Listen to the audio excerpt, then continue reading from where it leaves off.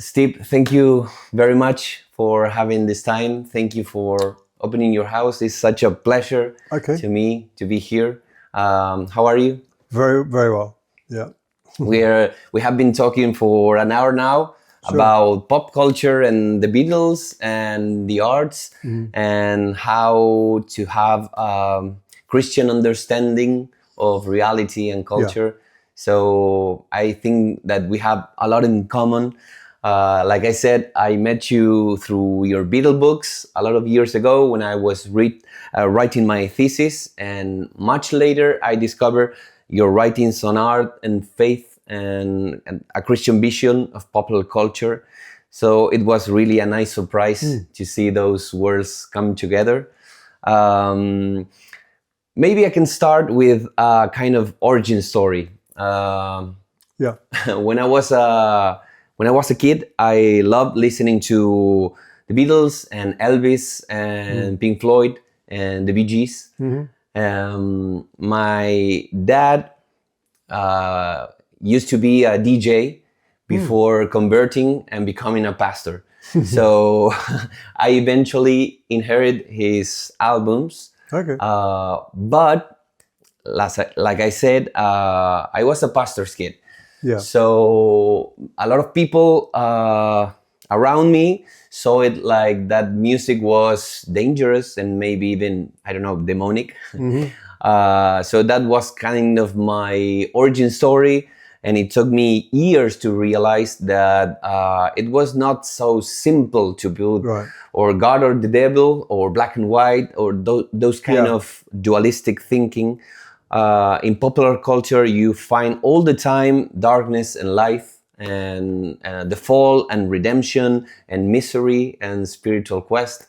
So what about you? How did your own story begin between those two worlds, the church and the rock and roll? And how do you learn how to live in the space in between?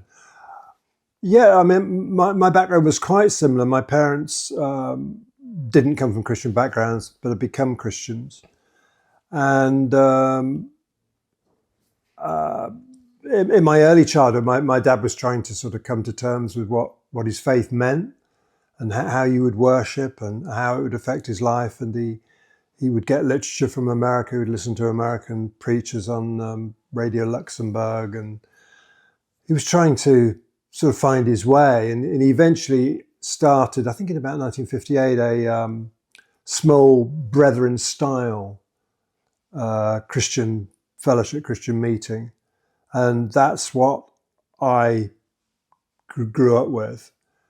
And they used to meet in a building that was on the market square of our town. And just outside the building was a bus stop. And the rockers, the guys that had leather jackets with their names in studs on the back and huge, powerful motorcycles, they would all line up out there. And I would be embarrassed to be going to church and see these guys. They probably wouldn't have even noticed me, but I would keep my Bible kind of upside down and with the Holy Bible bit hidden as I would go to church. And I was secretly sort of hankering to be with them or people like them.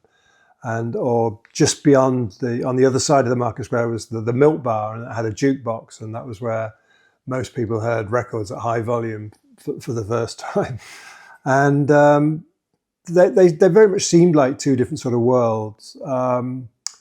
Typically, people in the Christian assembly, if they like music at all, it would be somebody like George Beverly Shea, who used to sing for Billy Graham. There was a sort of conventional sort of music that they would like. I can never remember somebody saying, you shouldn't listen to rock and roll or whatever, but it was slightly on the perimeters of life, and there was no attempt to sort of, like, you dealt with the cinema by not going to the cinema. You didn't deal with the cinema by going and having a conversation about what you'd just seen. So there was a sort of a screening out of popular culture.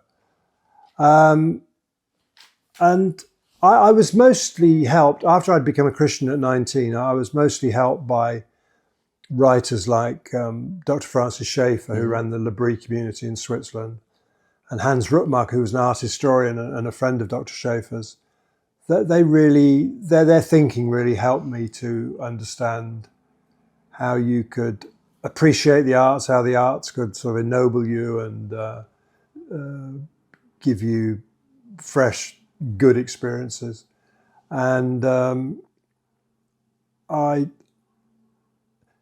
were other people at the same time were being affected by Schaeffer and Ruckmacher, and there's a group called the InterVarsity. What was it called then? InterVarsity Fellowship, IVF it was called at the time, and they used to work with students in different sort of colleges, and so they would have specific people assigned to art colleges, for example, and they did a big weekend in 1969 that I went to, and that's where first time I've met my contemporaries, who would talk about speaking in tongues, and they'd talk about going and seeing the Stones in Hyde Park. And I'd never been around people my age who could do both. Yeah, effortlessly liked music and had theological curiosities.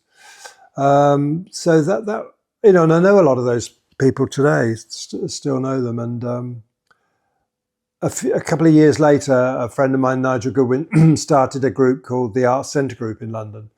And the specific aim of that was to explore faith and the arts. And there were different groups for each discipline. Like there was a group for graphic artists, a group for cartoonists, a group for photographers and musicians and actors and actresses and sculptors, which is fantastic. And another good thing about that was, like, when I came to do a book, I could ask, one person could do the cartoons for my book, and another guy would know about photography for the cover, and somebody else would know about layout and typefaces and things like that.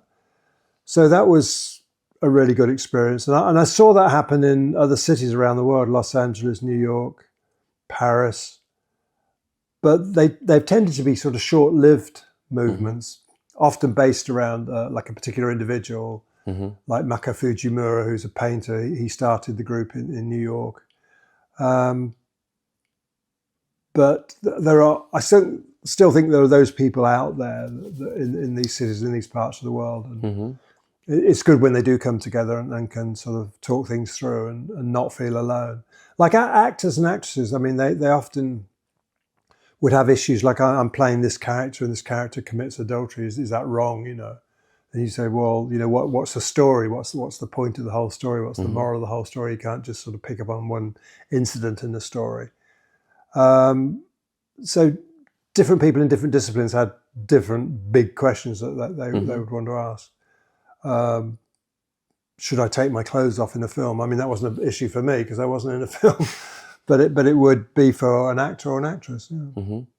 Yeah, I think it's very important to have a community of artists that are trying to live as well with their theological ideas in order, but their aesthetic concerns in order as well. So I think these two worlds are difficult to connect when you are for so long being used to have like the sacred category in one place and the secular in the other. So it's very important to have a conversation about this, that is not to have the answers, but to have like predisposition to start unraveling the truth about it. I mean, in I think it was 1976, a bunch of us from the Art Centre group all went up to Edinburgh, where every year there's the Edinburgh Festival and there's the Edinburgh Fringe Festival, which is the one that gets most talked about. And there's just like every available space in Edinburgh is taken up by theatre troupes and poets and jugglers and clowns and whatever. And we went up and had a space and put on a play. I did a poetry reading. Somebody else played music. It was like a real coming together of these Christian artists and who just played alongside whoever else was playing at the Edinburgh Festival. But it gave us a voice. Yeah. Those kind of mixing, of joining of people. I think we really need this in the Spanish-speaking world as well. There are few groups doing that, but I think it's very important. And one thing that I really appreciate in your book is that you don't just treat culture just as a background noise. You treat it as something that really matters, not only to the human experience, but also to think about our faith and the transcendence. I often said that culture probably is the biggest theological question of the 21st century, because we are constantly speaking about it, even when we are not, we don't know that we are talking about the doctrine of culture. Culture is not only the place that we live in, it's also the place where our beliefs are tested. What we think about God, about humanity, about sin, about redemption, it's explained in the way that we treat culture. So after all these years writing and thinking, what do you feel you've learned about how to look at culture with Christian eyes, without becoming either naive or maybe paranoid about it? Right. That's a hard question. I mean, ultimately, you learn by not just seeing the things, but like reading reviews and reading different reviews by different people. So you get a kind of a spectrum of views on something, and then discussing with like-minded friends. In this case, Christian friends.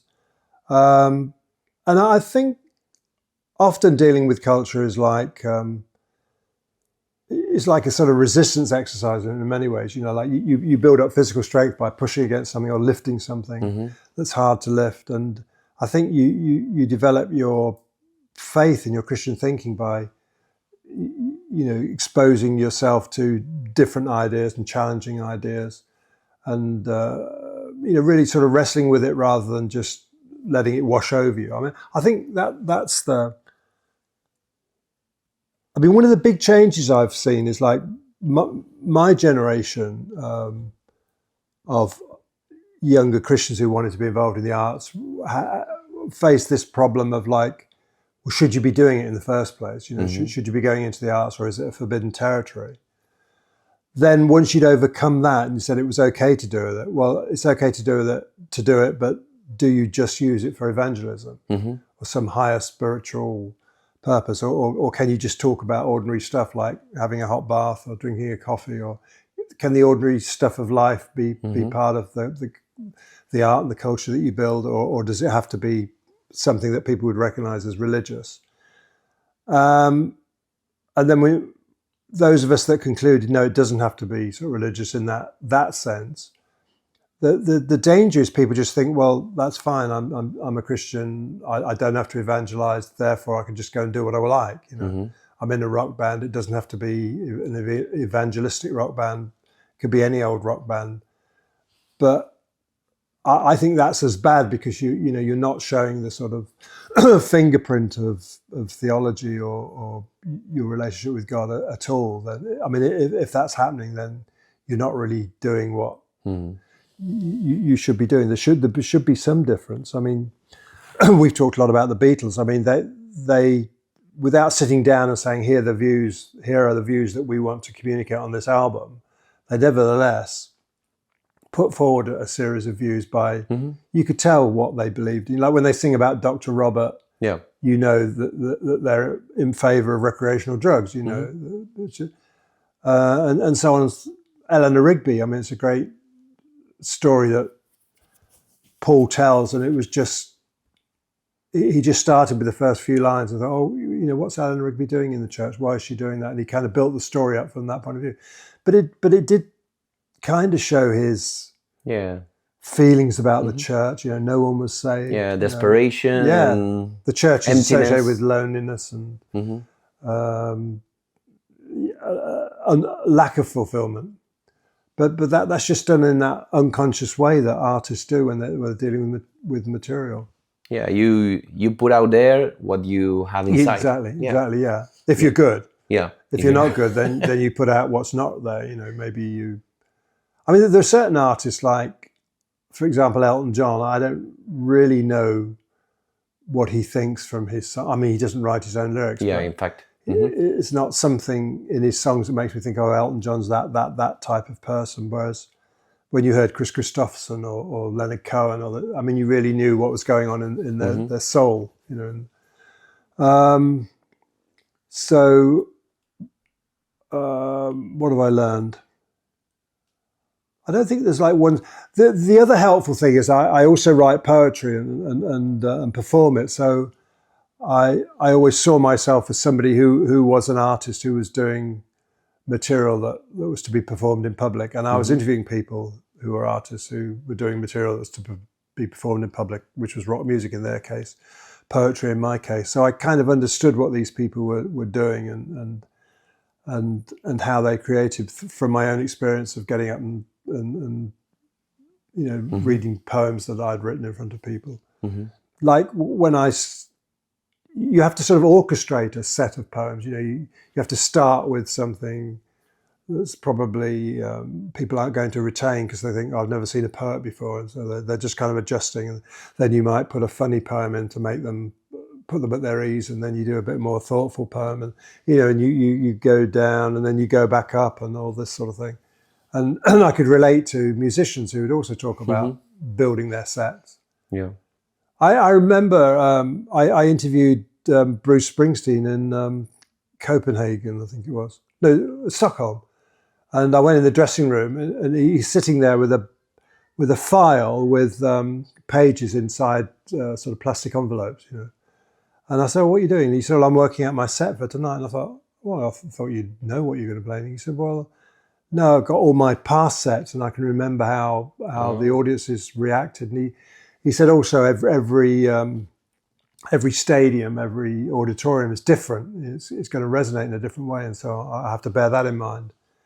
And he was, and then he started talking about how you build a set. You know, you sort of take people up, and then you bring them down, and then you bring them up again, almost like gospel singers. You know, sort of. So I learned those sort of things from doing interviews with people. But it was useful. I was kind of learning from them lessons that I would apply to my poetry. Yeah, probably your work as a poet help you to navigate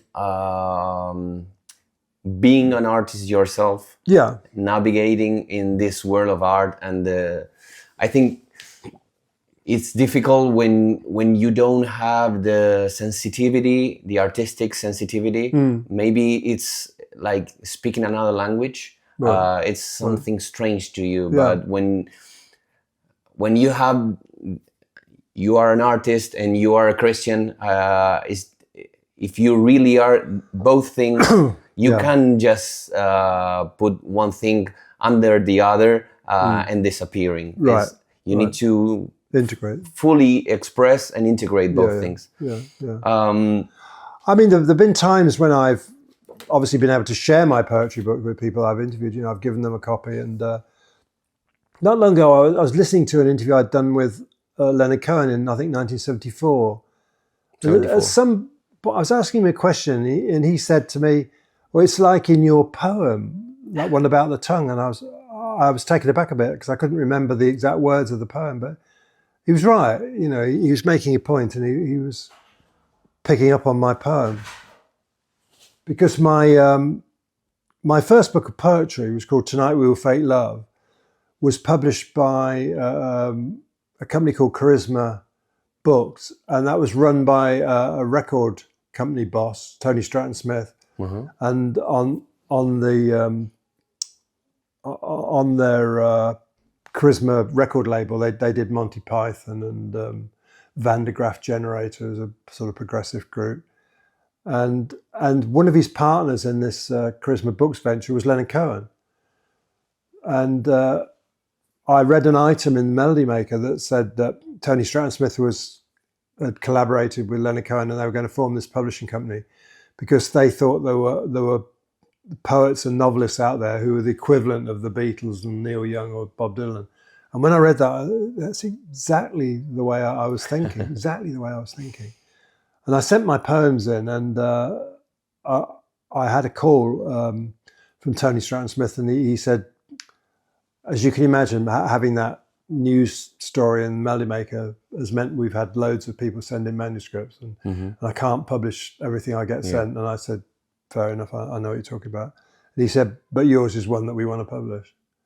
So that ended up being my first book. Your poetry book, yeah. Yeah. My first poetry book, my first book. I hadn't done any other sort of book at that point. Yeah.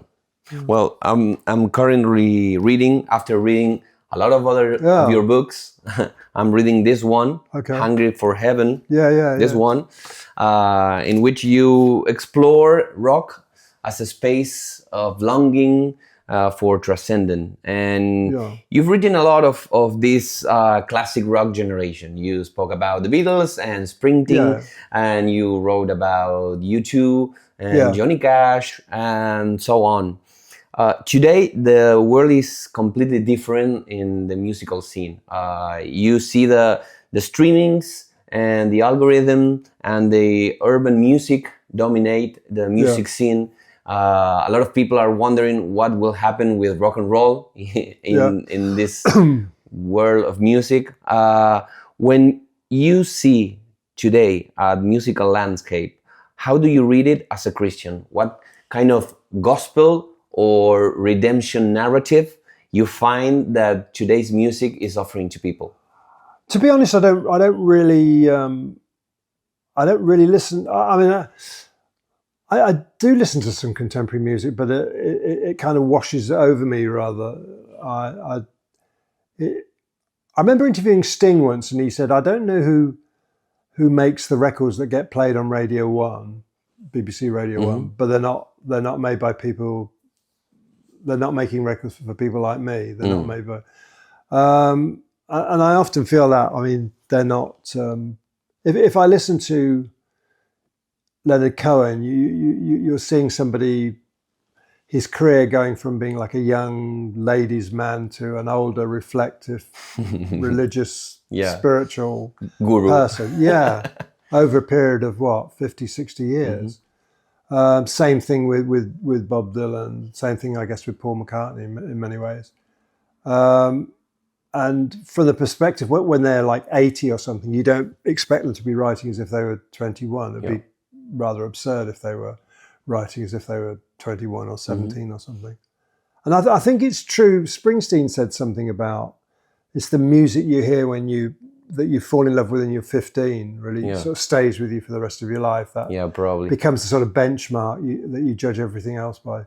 So I do tend to revisit the classic rock of the Who, the Dylan, the Beatles, the Stones, people like that, Jimi Hendrix, whatever, Leonard Cohen. And because I'm writing, like at the moment I'm writing a book about the effect of the Beat Generation on rock music, I find myself sort of diving into some music from the past and getting to know it better. Like I could be listening to Miles Davis or, it could be Appalachian folk music or whatever it is. It pertains to my book and I want to know it sort of inside out. And there's going to be some sort of benefit for me in becoming more expert in this type of music. Whereas if I listen to something made by a 17-year-old in his bedroom in London, that's probably not going to satisfy me in the same way. I don't know whether I've even got the... I mean, it's difficult for somebody who's lived through so many different periods of music to write about contemporary music I think Robert Christgau, who used to write for the Village Voice, does it quite well. I mean, he's I don't know what he's done recently, but he seemed to be as excited about each sort of stage of rock from, I guess, his earliest writings date back to the 60s onwards. But I find it's hard. I mean, I don't really know. I mean, who would you be thinking about when you say contemporary music? We were talking before starting to record about the last album from Rosalia that came out just today. Okay. Now, see, I'm not familiar with her. I don't know your takes on it. How do you say it, or if you? I'm finding interesting that a lot of Christian imagery is coming on the surface again, Right. but from different places. Okay. Like I was saying, Rosalia told that she was eager to be participating in a theology class in the university. Okay. And I was thinking, when theology become cool, Right. like theology classes from university became cool again, no? Well, so some people, I mean, they rightly look at the Christian story, Christian literature, Christian art, and realize there's a great repository of symbols and stories. And sometimes think, oh, I could kind of use that. Maybe it would give my work a little bit of added depth. And they're not really committed to what's beneath it, but they just think, I remember there was a group called Echo and the Bunnymen in Britain in the 70s. They or 80s more than the 70s, I think. Yeah, the 80s. And they it's like liking stained glass windows or something like that. You know, that they will add a little flourish of something like that to their music, and it gave it a sort of more important sound or feeling than if they hadn't. But not necessarily being committed to anything. Yeah. Whereas, I mean, Leonard Cohen draws on Christianity, Judaism, and slightly on Buddhism, and you feel they really are part of his story. They're things that he knows about and he's interested in, and he's committed enough to Buddhism to go to become a Zen monk, and the Judaism of his past, and yet, funnily enough, seems to value the Christian story in a not the sort of way you'd expect a Jewish person or a Buddhist to evaluate it. You see. He says some quite remarkable things about Jesus and faith and redemption, stuff like that. And Jesus was a sailor when he walked upon the water. Yeah. But also in his comments and quotes, when he talks about things like that, they're so thoughtful. Yeah, indeed he was. I heard a really good talk recently. It was about 20 years old, but it was on YouTube, by Camille Paglia, who's an academic and a sort of a lover of pop culture. And she was I know her. Bemoaning the lack of religious understanding today, and saying, I mean, she was raised in a sort of a Catholic family, I think went to a Catholic school. And she was sort of rejoicing in what that had given her and her ability to understand art movements and to understand Shakespeare and understand so much Western English and Western literature, and I think that's true. We talk about the Beatles, and John Lennon had that kind of repository of Christian language, and he would often allude to sort of the prodigal son or some story in the Bible, and you realise he obviously knew a lot more than he was saying. But he'd gone through being sent to Sunday school and singing in church in a choir.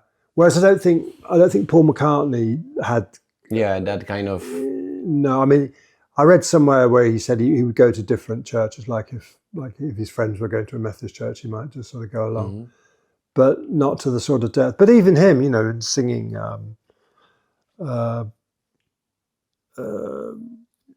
Mother Mary and stuff like that. I mean, it sort of naturally seeped into his music and gave it quite some power. Yeah, like you enrich your narrative and your thought with a lot of symbols that came from Christian tradition. Exactly. Like you can quote Greek poetry, exactly, or I don't know, Oedipus King, those kind of things, like classical. Well, people used to quote, Homer or the Iliad and the Bible, and now you're more likely to quote from, say, Batman or a TV series that everybody knows. Become the sort of it's like the new mythology of our era. It's like that edition of Friends or Yeah. Just some sort of reference The point Simpsons. like that. Yeah, exactly. Yeah. You always have a Simpson momentum to connect. Let's talk about these people you interview. You spend a lot of time studying individuals like Marvin Gaye and Johnny Cash and Van Morrison to write their biographies. These are all people who combine amazing talent with self-destruction, with spiritual hunger and a lot of moral contradiction. When you live a lot of time with those stories to write biographies, you probably start paying attention to some of the neat church narratives about the good Christians and the bad sinners, and you start to see the complexity in this debate. When you see real lives and not only categories, you see that real life is much messier than those kind of dichotomies, no? What have you learned from those biographies about holiness in the real world, and how that has that shaped the way that you think and you speak about sin, about grace, about Christian testimony? I think I was. I never had a plan when I started writing biographies. Like I will dedicate my life to writing about these types of people. But when I look back over them, I can see that I was attracted to people that had that kind of struggle in their life between sacred and secular, between the carnal and the spiritual, which is very much, when I look at it, Jack Kerouac, the beat writer who I did a book about, he had that struggle between the life on the road and the drugs and drink, and then the sort of conventions of Catholicism, the Catholicism that he grew up with, and Elvis. Elvis. I remember talking to Elvis's minister, who said to me that Elvis had come to him and said, "Everything you told me to do, I haven't done. Everything you told me not to do, I have done, and I'm a most unhappy man." In the peak of his career. Yeah, it was, I think. Yeah, he said it must have been like either late 50s or very early 60s. This was the church he'd sort of grown up in when he arrived in Memphis, not in Tupelo. But again, there was a sort of a struggle between the wild life and then loving these old hymns. I think sometimes it's a sort of sentimental thing, like it's wrapped up with like your mother. Like nostalgic, maybe. Pardon? Nostalgic, maybe. Yeah. I think because when I interviewed Jerry Lee Lewis, he suddenly launched into the Pentecostal church, saying it's not what it should be, and you need to get down on your knees and pray for salvation. Oh, gosh, it's weird. He doesn't even go to church himself. Why is he?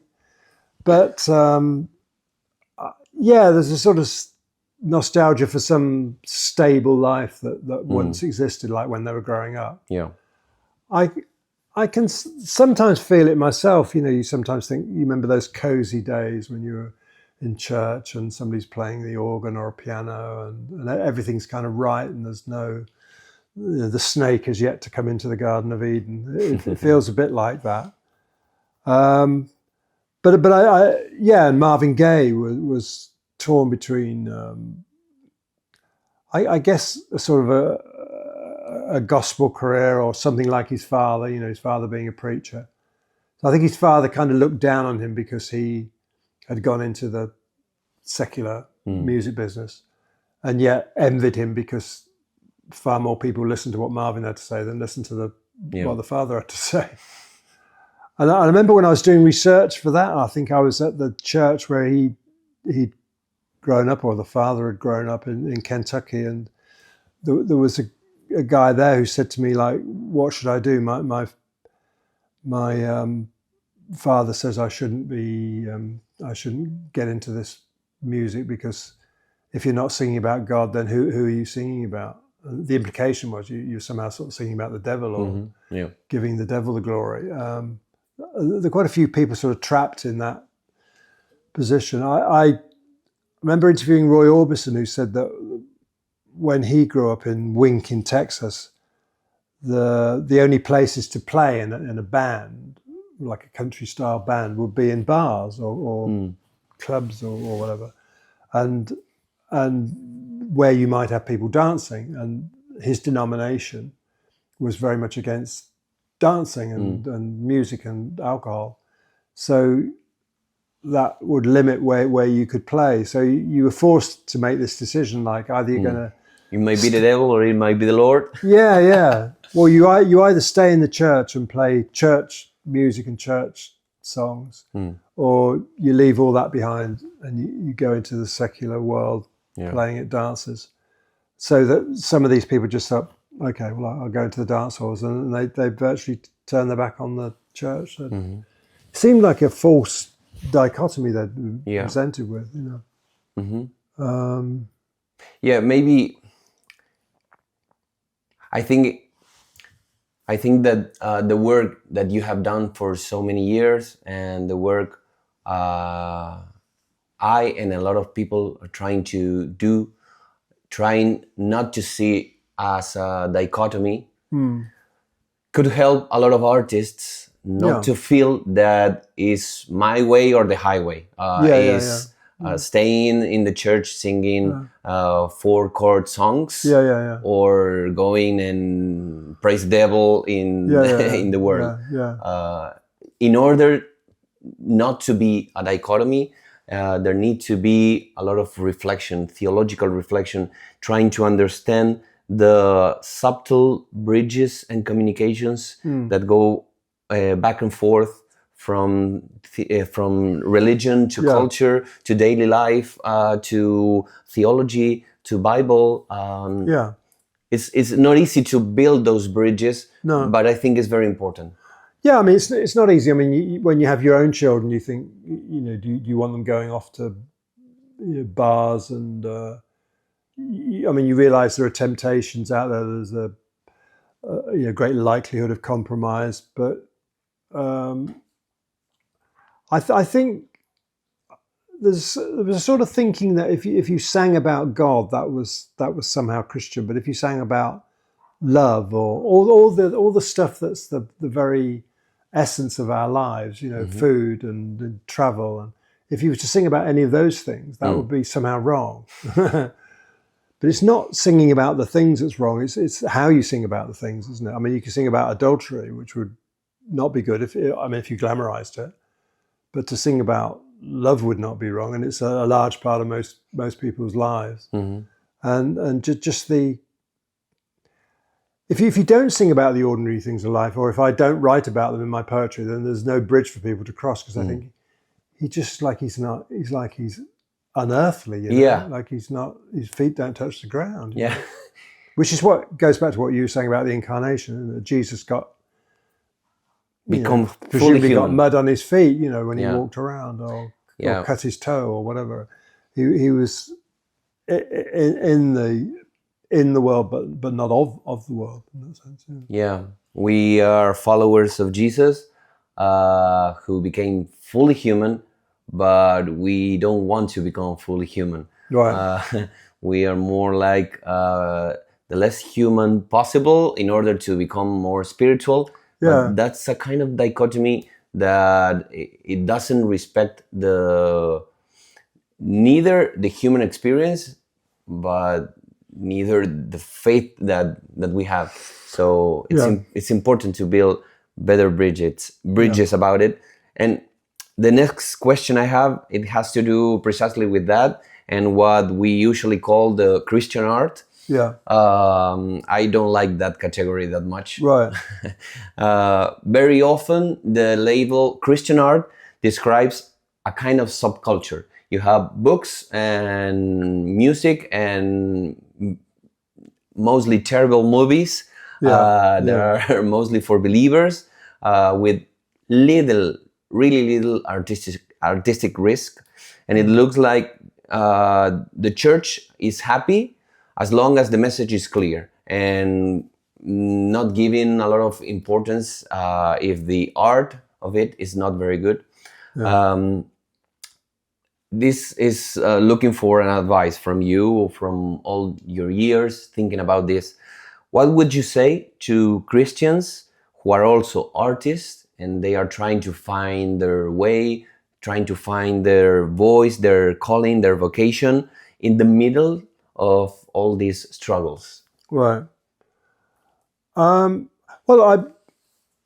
I mean, I think there is such a thing as Christian art, if you mean art that's about Christ or about stories from the Bible. I mean, there is definitely a thing of religious art, and I assume there's some people actually called to do that. And there's some people called to be like worship music leaders. You know, they do a good job, and it would be wrong of the guy or girl called to do worship music to try and make it big in the charts or you know, win a Grammy or something like that.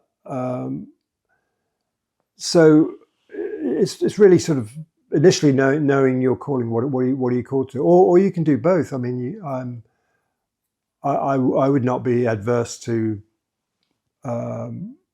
doing something specifically liturgical, obviously religious if the opportunity came along.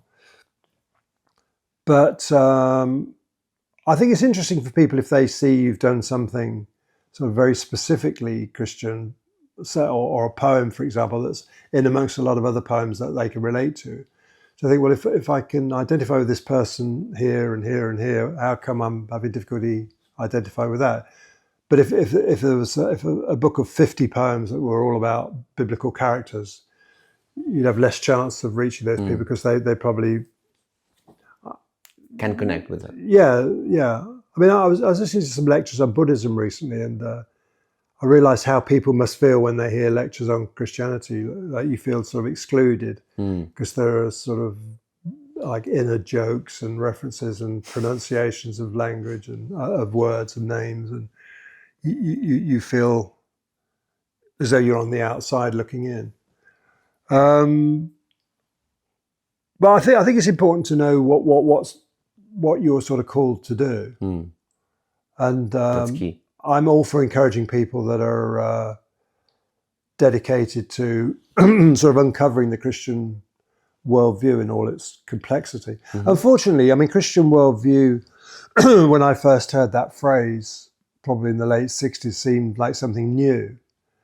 Now it's rather, you know, it's been brought into disrepute, really, because you have, you know, very far right people saying that they're putting forward a Christian worldview, and very far left people on the other side saying exactly the same thing. Yeah, they're battling. Yeah.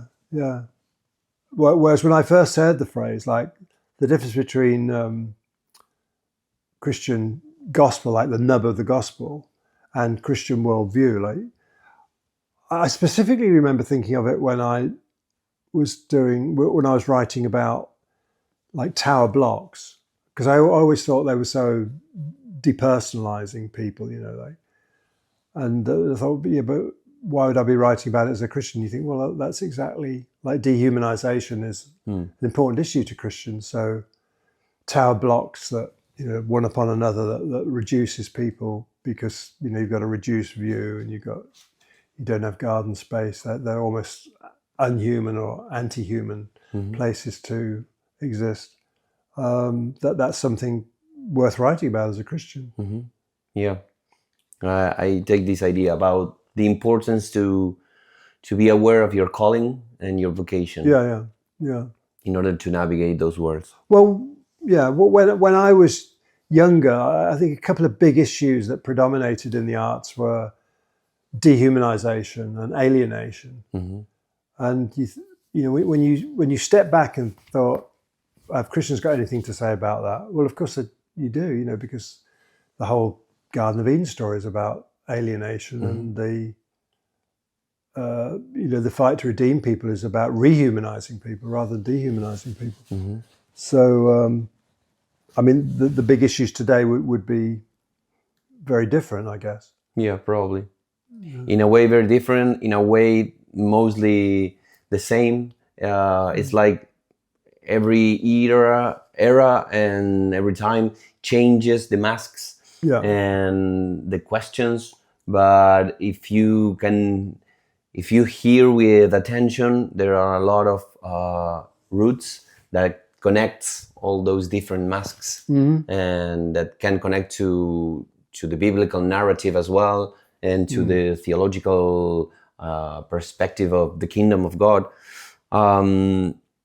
Yeah, I think there's some issues that are timeless or should be timeless. And you need to keep repeating them, which is why I suppose I like artists like Leonard Cohen and Bob Dylan. I mean, they seem to sort of major on those issues. I mean, something like gender politics doesn't interest me as much, you know, as say Alienation. I used to like, you know, plays by Samuel Beckett and Harold Pinter and people like that, where people just don't quite connect. You know, they're kind of separate and they speak nonsense to each other because they don't understand. I really sort of related to that when I first saw those productions. Yeah, it's the classical element, the fact that the time changes and people from another time can still connect with that kind of truth and that kind of beauty that a special time find. Well, like Ecclesiastes to me is a timeless book because you know, but it faces, you know, death. Like, what's the value of life in the face of death? That seems to be one of the most profound questions we can ask. Yeah. I doubt whether it's a question being asked in pop music today. It was asked a bit in the 60s. I think some very, very good questions were raised in the 60s, which Christians by and large didn't realize or recognize or take advantage of. Yeah. You know, we're just too busy saying Jesus is the answer. And, what is the question? Yeah, exactly. Yeah. I think that was in a Peanuts cartoon, wasn't it? Yeah, probably. Yeah. I think that Andre Crouch said as well. This. Oh, did he? Yeah. Okay. Yeah. I often feel that Christians, we look at culture as a one-way street. We think that we are the one who speaks, who explain, who correct, but we don't really listen back. A lot of the times we don't take seriously what the songs, the films, the stories of our times are trying to tell us. This is a more personal question, and we're getting near the end, like Sgt. Pepper. Thinking about your own faith journey, what practices or habits or disciplines have helped you to stay in this frontier we are talking about for so many years, without losing your faith, without losing your curiosity, and without losing your gentle desire to connect and to keep talking with different persons? Right. Well, I think background's a lot to do with it. I mean, if you've had a happy family and a stable, I admired my parents' faith. I you know, even more as I mean, they're no longer alive, but I mean, as I look back, saw the you know, the way they helped the blind and the elderly, and without crowing about it, or the first people I ever met from Africa or whatever, people that Dad would bring home. He'd get a visitor from Nigeria come to see the the mass at the BBC radio station where he worked, and he'd say, well, you know, come home, and then I'd meet these people at a time when you know, you very rarely ever saw. We never saw an African in Daventry, in the town I grew up in. But even in London, they would be like, oh, somebody in tribal costume or something. Then, I mean, books have been enormously helpful to me, you know, if there's an issue you're dealing with, to sort of be able to study it in depth. Church, you know, I've been exposed to some great preachers like John Stott for many years at All Souls, and Martin Lloyd-Jones, who I read more than I heard, but his books were really helpful. Yeah, I've met some good people over the years. I think your family having a base to come back to, so you're not just sort of drifting through the world. And good friends, like I have a friend, Norman Stone. He makes films. He's a Christian, and we met when we were like 21 or something like that, and we're still friends. He was sitting in this chair.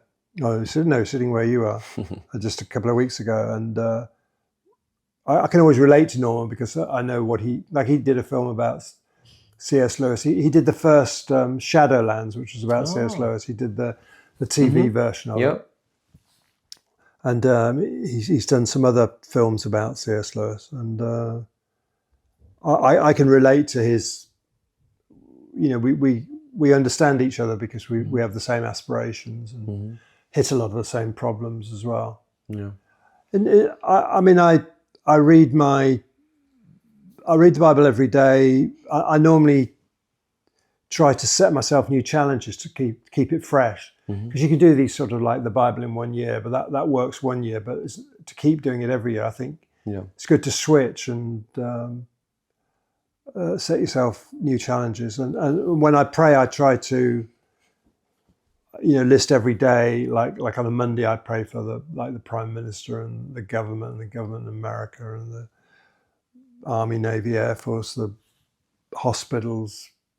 I've got this kind of list of things so that, because you tend to just sort of pray for your family and then just forget all the other stuff like that. I've found that useful. Prayer is important, of course. Like any writer, I guess I don't actually journal in the sense that Americans use that word, but I do write a lot of stuff out, and that helps clarify things for me. I also try to engage with. From Facebook, you can tell when particular sort of preachers or theologians are becoming influential on people. So, have you heard of Richard Rohr? Yeah. Yeah, when I see his stuff affecting people, then I want to listen to what he's got to say, and then I want to get the books, and then I want to take notes. And he's a particularly good example of somebody. It's very hard to put your finger on what you find wrong about some of the things he says. It's very difficult. I listened to about 50 talks of his, and only just about got to a point where I could say, I think he's a bit wrong there. Because somebody said of a great theologian, he uses all the right words to say all the wrong things, which is quite a good quote. And if you hear somebody talk about mercy and justice and salvation and redemption and all that, it kind of soothes you and comforts you, and you think, oh yeah. But then you realize, familiar language. Yeah. And then you realize all the right words, but not saying what you think they were saying. But I can confront somebody like that and make it strengthen me, because I'll get out a file and I'll write out all the good quotes and the not so good quotes, and kind of wrestle with it a bit and try and see who influences him. And otherwise, we're talking about the conversation that we have with popular culture, but there's also this conversation going on between theologians and popular preachers that people are responding to. Yeah. And I particularly, one of the good things about Facebook and things like that is that you can see these influences and discussions that people have. You'll hear people say things like, God is love, as though that was the only thing the Bible ever said was God is love, without defining what the love is. And, or it's all about justice, it's all about peace. And yes, but, and you want to sort of fill in the gaps. Yeah, I think that we want to limitate the truth and the reality to just one thing, because it gives us more ability to dominate it. Okay, if it's just this, I can understand one concept. Sure. But the paradoxes and the tensions of the complex Christian theology is not difficult to deal with that. Yeah. So I think one side of reading is reading people that kind of reinforce you and endorse you and build you up. And then sometimes you engage with people that are coming from another place altogether. And that can be useful in like building your muscle, like I was saying earlier, like a resistance exercise, but also equipping you to talk to people that might have fallen under the spell of a different preacher or different. I mean, I sometimes meet people that like Joel Osteen, and again, he's quite difficult to pin down what's actually, in my opinion, wrong about his theology, because he says lots of nice things and lots of encouraging things. And you think, he doesn't dwell on the negative. He's just very buoyant and upbeat. But if I'm talking to somebody who's a huge fan, you just want to say, but be careful. Yeah. So you need to do a bit of reading to understand them. Yeah, the complexity of it. Yeah. I have one final question. We could easily spend the rest of the day talking about Beatles songs, Beatles albums, Beatles stories. I am a Beatles nerd. I, in fact, wrote an entire book about the Beatles. But to be honest, in the nerd contest, you win, certainly, about being the more Beatles nerd. You wrote a lot of books about the Beatles. You spoke about them in conferences and different books, and you are definitely an author to quote because you know a lot of things about them. And I have one question, the last question about the Beatles, that maybe could look a little simple, but maybe it's not that simple. If you have to choose just one song from the Beatles catalog that served like a kind of map to understand our age, to understand the fears, the longings, the hopes, the spiritual questions of our age. You have more than 100 songs to choose. Which song would you pick to trace a map, like a kind of map of our time, and why?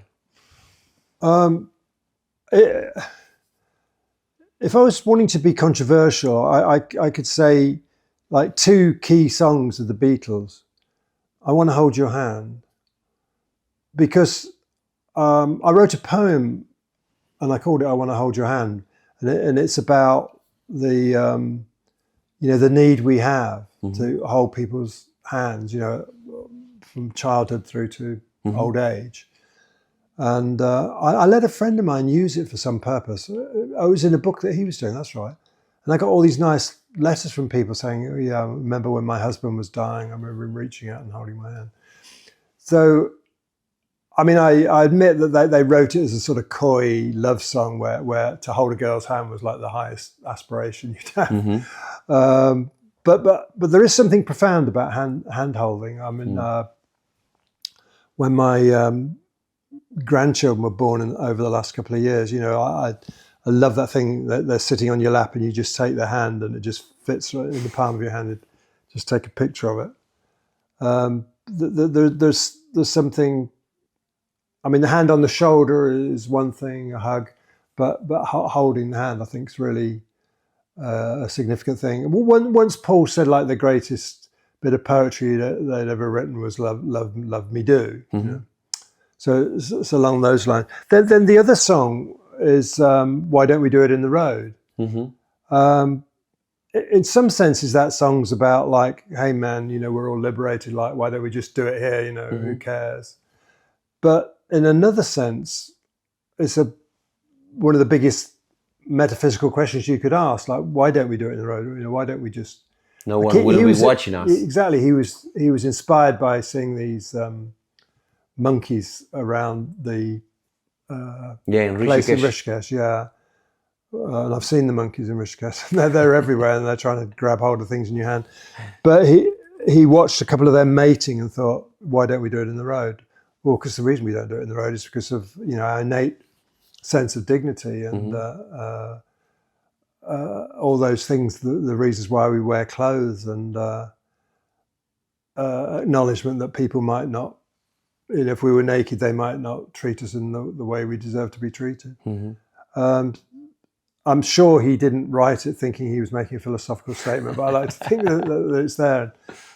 So in terms of a song that kind of sums up what the Beatles were about, I would think Penny Lane in a funny way, because Penny Lane is a song that is based on the idea of re-enchantment. You're taking that's the word, ordinary scene. You know, if you've been to Penny Lane, you know it's not particularly glamorous. In fact, it's not glamorous at all. No.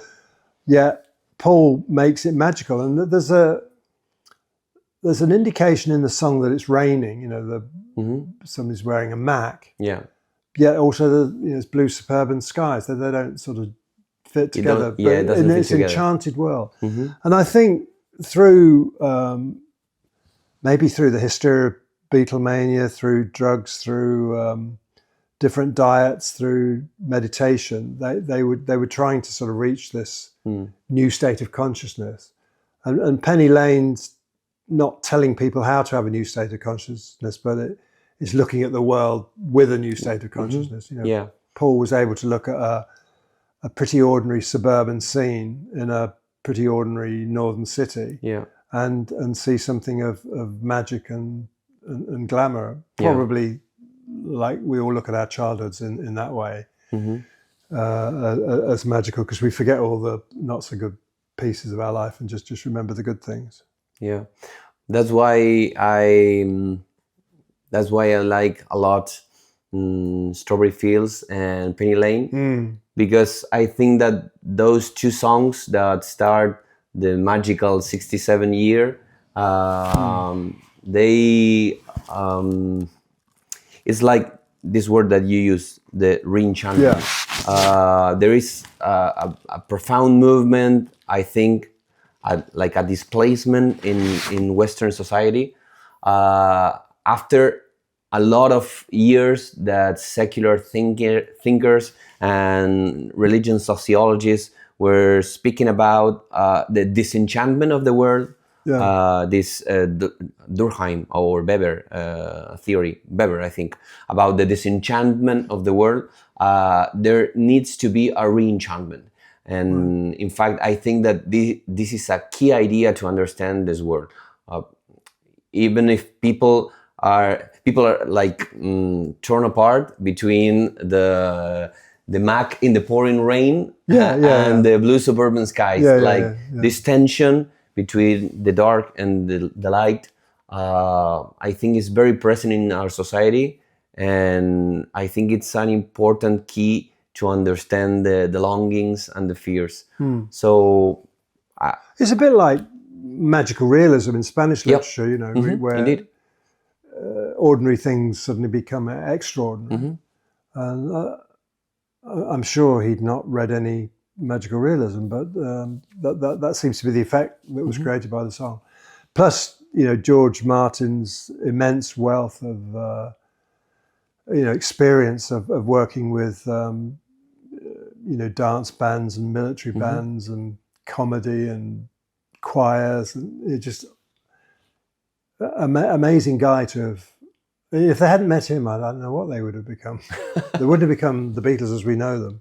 Yeah, he just had that repertoire in his head of all these types of music, and he loved spoken word and comedy. And he was amazing. Just worked so well with them. And I think in one of my books, I think it was maybe Beatles 66, you know, I was pointing out the strange thing that the Beatles did these groundbreaking recordings in EMI studios, which is like the equivalent of like the BBC or the Army or something, like a British institution. And George Martin kind of represented the, almost like the headmaster or the authority figure from that world. The BBC allowed Monty Python to be created and the Goons, and they're all kind of wild and unrestrained, and yet they were birthed in this austere institution or august institution of the BBC. And it's funny that the Beatles would change so much, yet I think it shows that if you establish some sort of boundaries, that people feel sort of free to sort of push a little bit and push a little bit. Whereas if it was all like, you know, it's people sitting around smoking and drinking and whatever, they wouldn't have produced those records. Yeah. There is a analyst of Beatles catalog that speaks about the importance of this tension between the high culture and the low culture in British society as an important foundation of what the Beatles, but not only the Beatles, the Who, Pink Floyd, Radiohead, all these great bands. Yeah, because the Who had Kit Lambert was their manager, and Kit Lambert's father was Constance Lambert, who was a composer and conductor. Yeah, you have all this tension. So he thought, oh, why can't you do a rock opera? Yeah. Okay. So I think it's very important to understand English music, and especially the Beatles.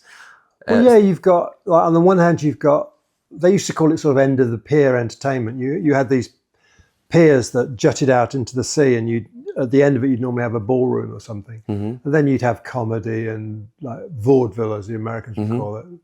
Somebody riding a monocycle, trapeze artist, just to sort of entertain people.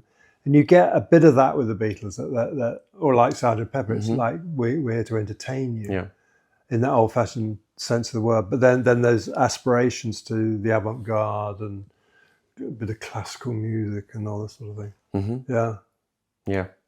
Steve, thank you very much for your time. It was amazing to separate this space to know you and to speak about all these things that trouble us, that interest us, and that we love. So thank you very much.